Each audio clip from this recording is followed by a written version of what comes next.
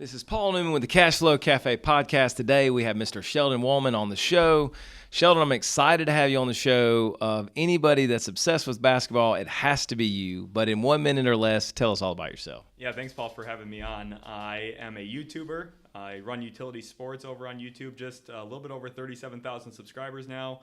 I also coach basketball. I've been around the NBA as a credentialed reporter, and now I coach over at Bulloch Academy. So it's a great time getting to work with a lot of passionate kids who are trying to get better at basketball. And in the long term, I have a lot of aspirations to coaching at really high level, whether that be Division I college basketball or in the NBA, which is my real goal. I love that final goal, and let's touch on that in just a little bit. I want to get into your background a little bit. So tell us a little bit about where you're from, and then I found out you said, I met Anthony Edwards and that kind of stuff. Like, he was one of my favorite players, especially he's a Georgia Bulldog grad, and he's killing it in the NBA. But tell us, give us the background where you're from and how you got on with Bally. Yep, I was born and raised in Minnesota, and then I actually grew up initially in a rural town in Minnesota, about 700 people. Moved to the cities when I was in 6th grade, and then from there I've really kind of taken that opportunity and ran with it a lot. After graduating college, I was able to start working at Bally Sports, which for those who don't know, covered Minnesota Twins, Minnesota Timberwolves. I also worked with the Milwaukee Bucks doing a lot of video editing.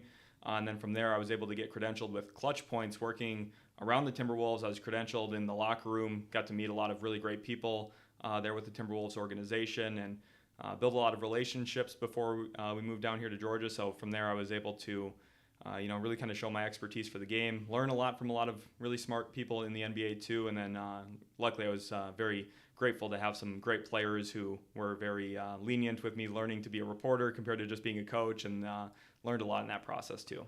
Well, Statesboro is lucky to have you. I mean, I'm excited to get into this to just touch on your love for basketball, and especially the kids and the players around Bulloch Academy. I know they're going to be excited. I love networking, connection, and connecting the dots of how your life kind of is trending the way that it's trending and your goals. What made you get on with Bally, or what was that idea to go, man, I want to go do this? Because that really, the Bally sports opportunity seems to have triggered a bunch of other opportunities. Yeah, I think the biggest thing for me was coming out of college is just looking for what I felt called to do and what I felt my life was best served doing. And luckily I was able to build a connection with the coordinating producer over at Bally. And then from there, he and I talked. He showed me around the studio. And I was kind of like, yeah, this is something I could see myself doing. I didn't have a production background like most of my colleagues did at Bally, but I feel like I was able to learn really quickly. I had a lot of great training there. And then I think, they took a pretty big shot on me too, because I didn't have the background. But right. I think, I was able to build a really good connection with the coordinating producer who hired me. And then from there, I worked really hard and learned. And I think that was a big reason for a lot of my success, is the fact that when I'm somewhere I want to learn, I want to be the best at that single thing that I can be. And I think that really served me well there. I'd like to touch base on that. When I've got to know you over the years, you started saying, hey, I was working at Bally Sports, and I remember you saying, well, there was so much more still need to be done, and you kept asking, well, can I do more? Or you would stay late, and it sounds like you started to hone what you're doing. You wanted to be the best at what you were doing, and that, to me, then they wanted to call on you more because, oh man, and you outpaced some of the people that you're probably working right next to because you spent the extra time and truly honed your craft. If you're going to do something, why do it half-ass? Exactly. I think for me, the biggest thing is always trying to be available and say yes as many times as you possibly can. If someone asks for help or someone's saying, who can do this for me? If you're the person who can step up to the plate a lot, that's speaks a lot about your volume. Say yes, and when you did that stuff and you were working the extra hours, guaranteed you weren't being paid for the extra time you were putting in, right? Exactly, yeah. But I think I always look at it through the lens of how do people view me and how am I being perceived, and I think that's a big thing to me. And I've also, my work with Bally really helped me a lot in my own YouTube. My production quality at Utility Sports was not the best when I first started. Right. And then having that kind of experience in a professional studio, a professional setting, working with TV anchors, people, like someone like Katie Storm, for example. She was a really great anchor.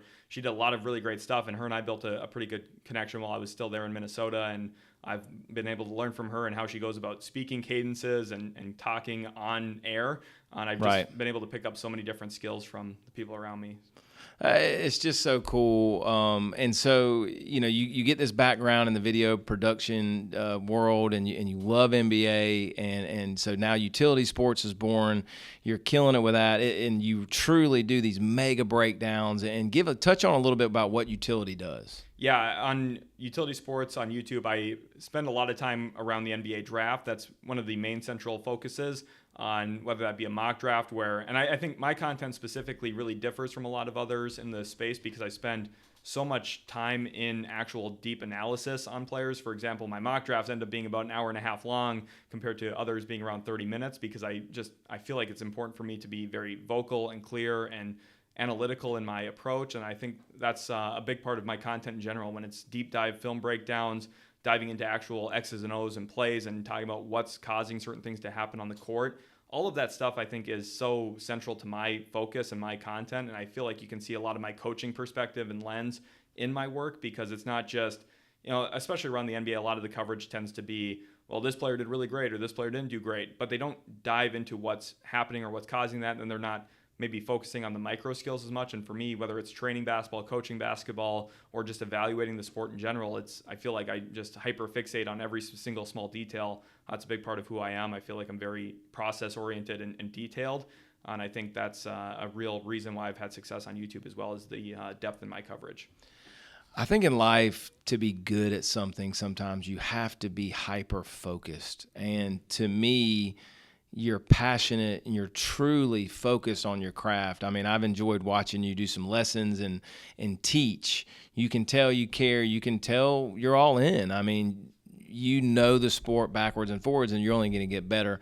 Let's talk about your dreams and what that looks like and fast forward your life 10, 15, 20 years, because I'm a true believer in dreaming big, writing down your goals. It's so funny. Grant's been writing down his goals, and he just wrapped his baseball season up. Man, he probably hit 5 of the 7 goals that he wrote down because it's visualization. It's believing in your dreams, and what does it take to get there? Yeah, I think for me too, a lot of my work and a lot of my passion, I felt like one of the most important things for me was making that tangible or evident to other people. And Paul, you know me quite well. You know that just kind of radiates through my personality.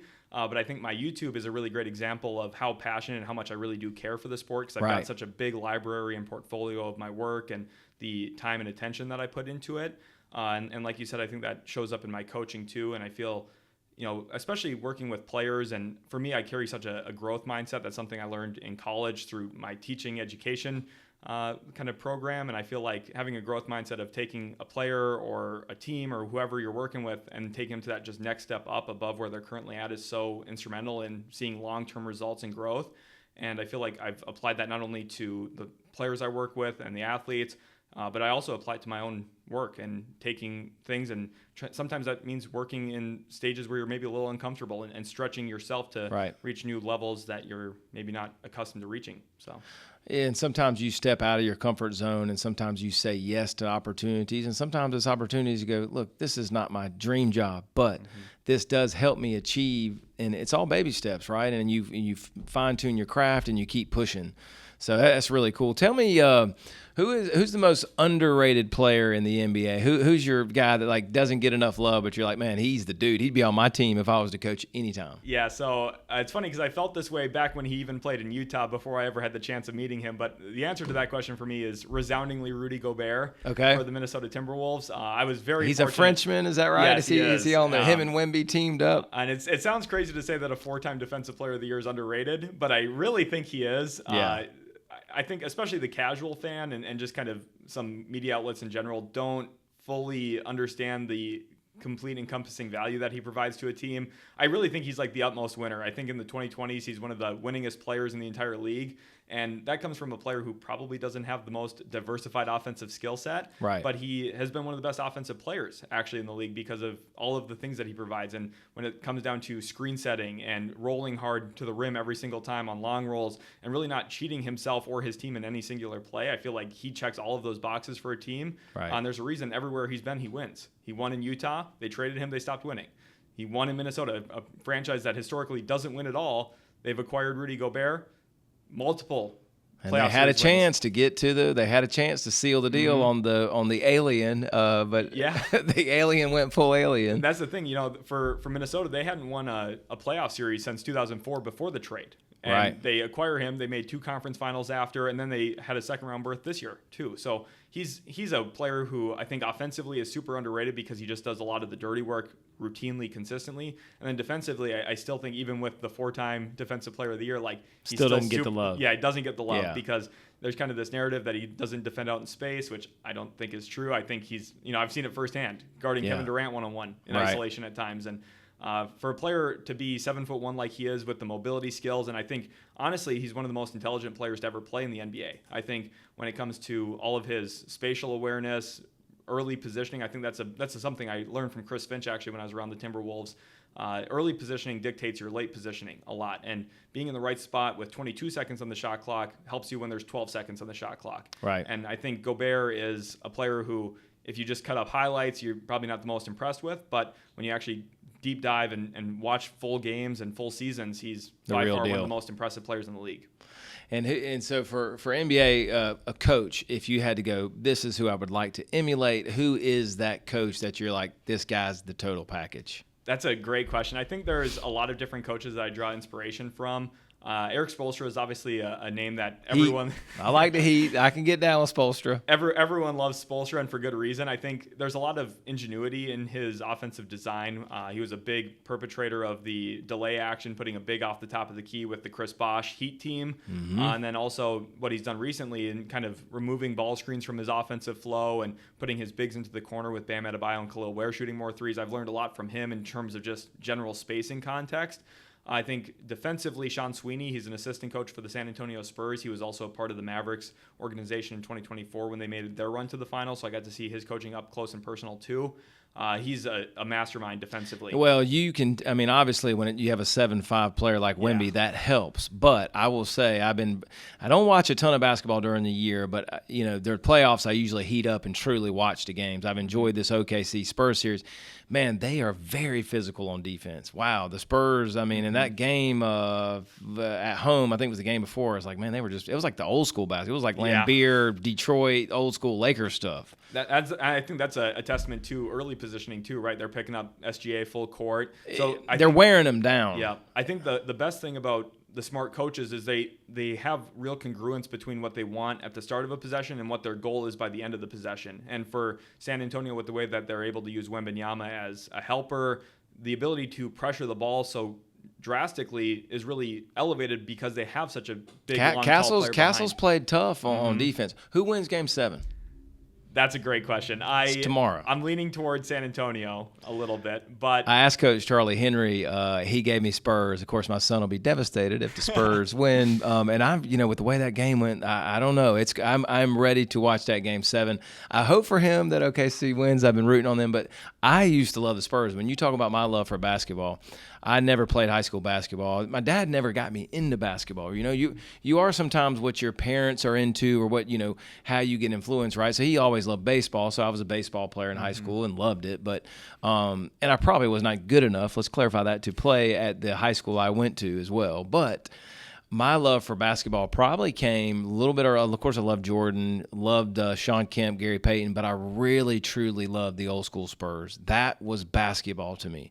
Duncan, Parker, Ginobili, those were my guys. Like, that's when I said, all right, that's how basketball should be played. Yeah, that's Coach Popovich's influence there with the beautiful game, and I think loved it. There's so many things that those old Spurs teams, I think their style of play carries so well into today with the ball movement and the ball flying side to side. Once you create advantage, playing out of that advantage with the 0.5 mentality of dribble, pass, shoot, play quick off that catch, and I think a lot of what they did when the ball would swing around, some of their most beautiful possessions are things that would still really thrive today, even though the gap help and rotations are quicker. Like, a lot of their style of play would, I think, still translate really well 20 years later, which is a sign of a coach who was way ahead of his time. He was amazing.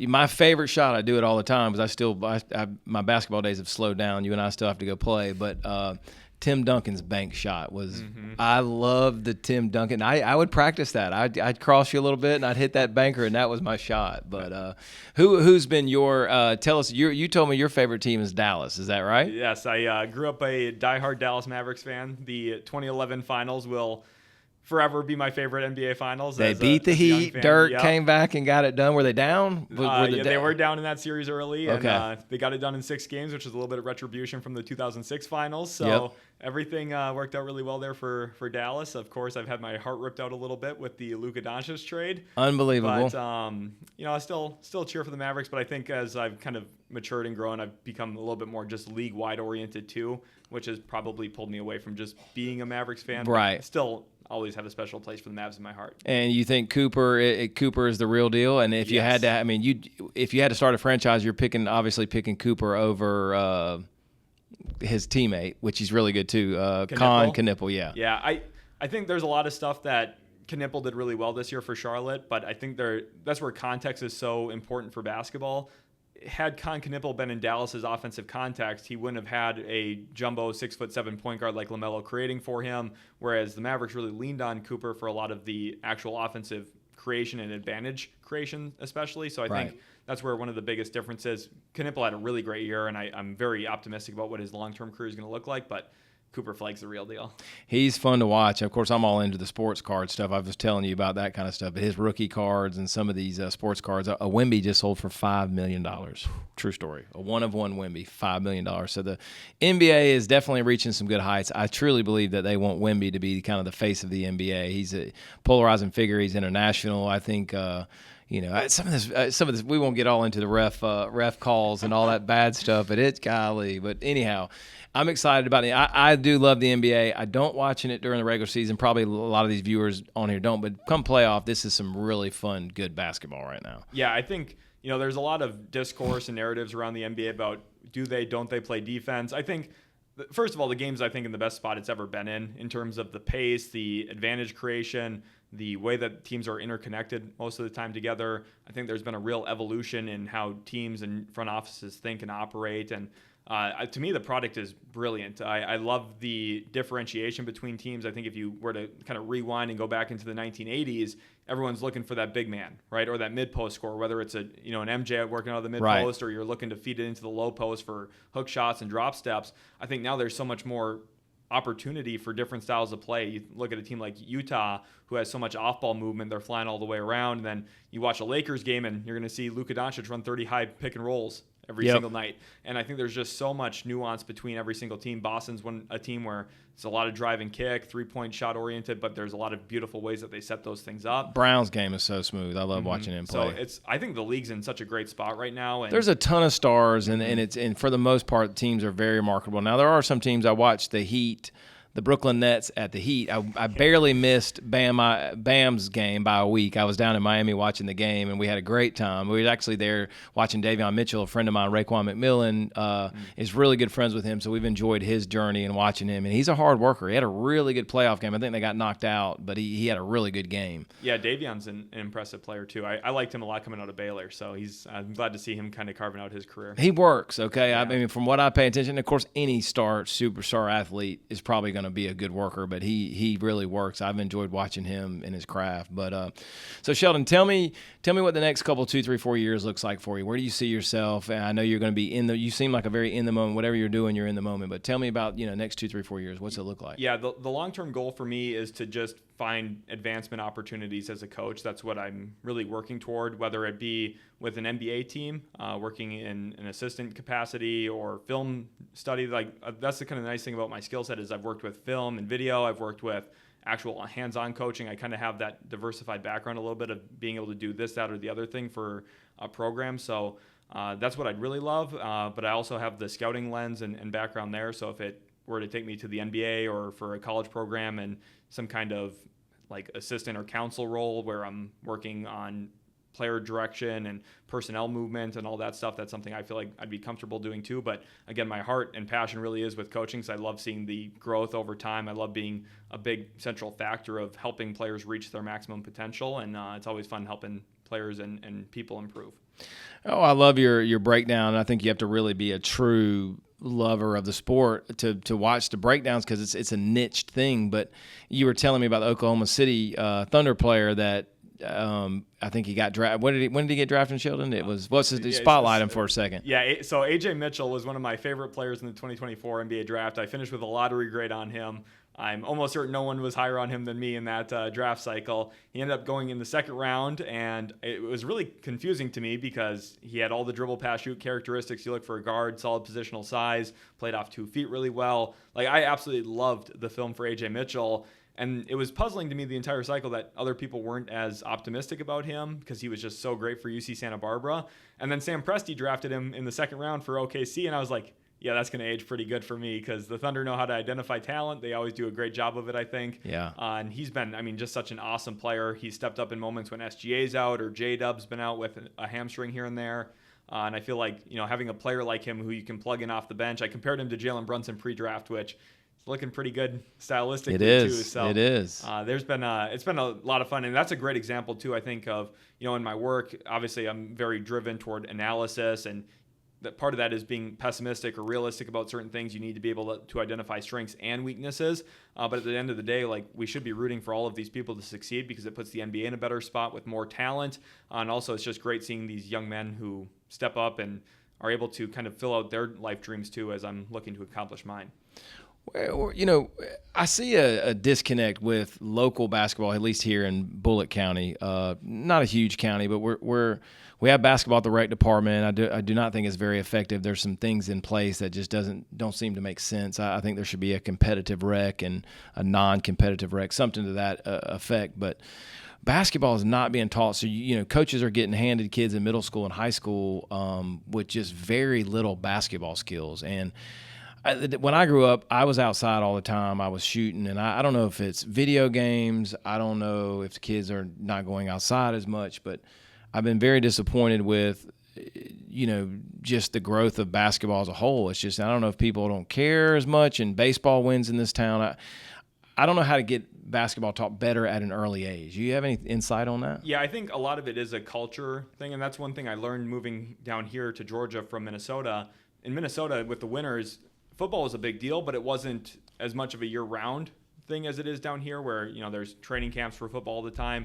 Obviously, it's just more of a football region down here in the Southeast. But I think at the same time, too, from a basketball standpoint, culturally, like, I think not only is there some of the technology stuff that you mentioned, but then also, like, you need parents, you need people in the community who want to step up and are okay spending 2, 3, 4, 5 hours a day sometimes doing training sessions and working with players, because as much as you want the young players to go outside and step up and do it themselves, they also need that guidance a little bit, and that's something I take a lot of pride in being, and that's something you've helped me a lot with down here, is being a part of the community, being kind of a pillar in some ways to the community, and being available with my time and effort and my expertise to provide that. And I think over time we'll be able to hopefully shift the culture here a little bit too. Well, I think, and it sometimes it starts with one. Sometimes even if Bulloch Academy is lucky to get you, in my opinion, but even if it's for a couple of years, maybe somebody watches you and watches your coaching style. And I talked to Coach Webb for a little bit, and he's been coaching forever. I think double state champs, and just as one of the all-time winningest coaches in girls basketball, at least for our county.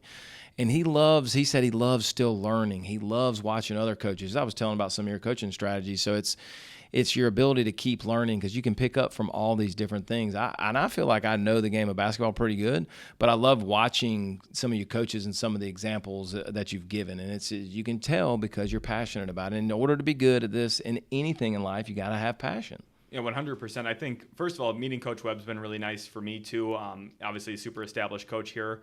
And I think it's been great building a relationship with him. He's helped me in a lot of ways already. And I think for a learning standpoint, I think a big thing for me is my time around the NBA, my time in draft prospect evaluation. Because of that, I'm watching college programs all across the country. I will end up watching basketball from Australia with the NBL, end up watching EuroLeague basketball, and I watch, of course, a lot of NBA. So you just end up, when you see so much of it, you're able to draw inspiration, you draw ideas. And that's something I'm working on myself right now, too, is coming up with some of my own things that no one's ever done, which I think is Can you share that yet? Or not I want yet? to keep some of that to myself. It's a basketball stack, correct? Well, that, too. So I'm working on some analytics stuff that I'm making, but also just actual on-court X's and O's, certain things that I've never seen teams do before. So I've got a lot of fun stuff that I'm You're saving. a basketball savant, and I love it. I just love your passion for it. And of course, my daughter plays, and she's been getting some lesson. And my son's he's crazy about baseball, but he's that one that goes out there and shoots for hours. And it's just I can't teach him the game. Just little things that you're learning and teaching is just so cool to me. So I hope that you continue to pour into all these kids. I mean, anybody that watches this podcast that loves sports, reach out to me, because it's a treat to get a lesson from Sheldon. I think the more and more you keep going, it's going to be really cool. And I think BA is just lucky to get you, frankly. I appreciate you saying that. And I think, again, I think my passion, this is something you obviously know from knowing me, is like I just feel like my passion's so tangible. And anytime I have a chance to help others get better and really spend time around the game, I just am so eager for that. So it's always something I love doing. So, Sheldon, tell me about just the way that you're coaching, like this year coming up. If you're going to coach the brand new team, like what's your top 3 things that you really would like, just if you could spout them off? I know that's kind of quick, but what's your saying? Look, if you're going to get any 3 takeaways, and it's a quick year, it's going to go by fast. Yeah. I want you to focus on this. I think culture setting is really at the top of that, and culture setting's a really kind of broad blanket umbrella term. But for me, what that looks like is not only how the players interact and treat each other, and how the program itself holds itself accountable. That's a big thing to me, is accountability. And every single day you show up ready to go, ready to play. You should be there early. You should be wanting to stay late. That's something I offer to all of our players anytime, is like, I'm going to stay later than anybody. And I will be the person who shuts the gym down, because I want to get as much work in as possible, and I'm always going to be available for people. And I think, that's part of a culture setting standpoint, is like, let's be here to work. But then also kind of your program pillars, like how you want to play, what your team looks like on the defensive end of the floor, offensive end of the floor, the communication. And those are things that has been a fun challenge for me at BA, actually, because, we're kind of taking a program that has some really nice pieces to it and trying to build on that, and then add my own touches a little bit in a way that is conducive toward winning long-term and building kind of long-term expectations for what that program looks like. And coming into my coaching career, I always kind of thought, I'm going to be this offensive mastermind and tactician. But what I quickly found was I really care about the defensive side of the floor. Right. And I'm going to coach defense to the point where it needs to be near perfect. And if it's not, I'm going to be really upset. Yeah. So that's kind of at the forefront of my overall culture identity too for a program, is we better be able to guard. Sheldon, when it comes to player development, which is something I think you're going to be very good at, if you had one summer with a player, what would be that one skill that you'd want to develop with a player? Yeah, I think player development is something I take a lot of pride in, because, again, from my kind of growth mindset standpoint, that's you want to help a player from where they currently are, and I think that's the first step in any player, whether you're working with a young athlete, someone who is maybe in middle school, versus a college athlete. I've been around pros too, and I think understanding where a player is and specifically projecting what you want them to be able to do is the first step in real successful player development. For example, if you're working with a college level big man, probably don't need him operating pick and roll as a ball handler. But I think from there you're looking at, okay, what functional skill is he lacking right now that would be huge for him? How's his touch? Like a guy like Ivica Zubac, for example, is a great example of a player who in his NBA career, at first around the Lakers, was predominantly just a long roller, and then with the Clippers over time developed into a really nice short roll player with nice passing instincts. And I think for me, the biggest thing is take a player where they're at, take them to the next skill that you think is the most important for them, for their skill set and their actual play archetype, whatever position they play and what system they're going to play in. So I think there's a lot of nuance in there that kind of gets overlooked too. And that's one of the hard things when you're running overall big camps is, you're trying to streamline everything and trying to make everything kind of cohesive for everybody. But everybody's different. Everybody's different. Everybody needs different things. And I think that's such an integral part of how I go about development for specific players. And I think so for that, it's hard because it's kind of a blanket answer of, take the player where they're at. But I really think that's such an instrumental part of it. Now, there are certain things that I really do value. Like every single player should be able to handle the ball to a certain extent. Obviously, shooting in today's game is just so vital. So a big part of that is depending on where you're at with that player, it might just be like a quick little footwork tweak. It could be a quick upper half mechanic thing, or it might be rebuilding an entire jump shot too, depending on their success record and how well they've been able to shoot the ball historically. And I think it takes a lot of information, and you have to have a really good eye for picking up what's going wrong. But again, it's just addressing the biggest needs in order, and then being really detailed and oriented in every single small nuanced detail that you want to fix. I love it. Yeah, there's some videos I see sometimes pop up because I want to make sure Stella's shot is very clean headed into these next 4 years, and there's shot doctors and different stuff like that. But I mean, form and perfecting that is a big deal. You want to hit that as early as you can. All right, so what skill is most undervalued in basketball today that you'd say? Definitely playmaking by 1,000%. It is the most important part of the sport. It is what allows the great teams to be great in the NBA, in college, in high school, in middle school. The teams that have more players who can pass the basketball, play off the dribble, and play in a connected, cohesive manner, the better your team's going to be. And that's a really difficult thing to do because there's a lot of skill development that has to go into that. It's not just as simple as just passing the ball. Playmaking is a lot more than that. The nuance is a lot deeper. It's about being able to handle the ball against pressure. It's about being able to play into tight spaces, making the right read when a low man help comes or when gap help persists. Like, there's a lot of little intricacies into all of that, and then being ready to play off the catch. But playmaking certainly is, I think, the heart of the game right now. You look at the best teams in the NBA. The Spurs have 3 really talented guards, but they also have a 7'5" guy who can handle, pass, and shoot.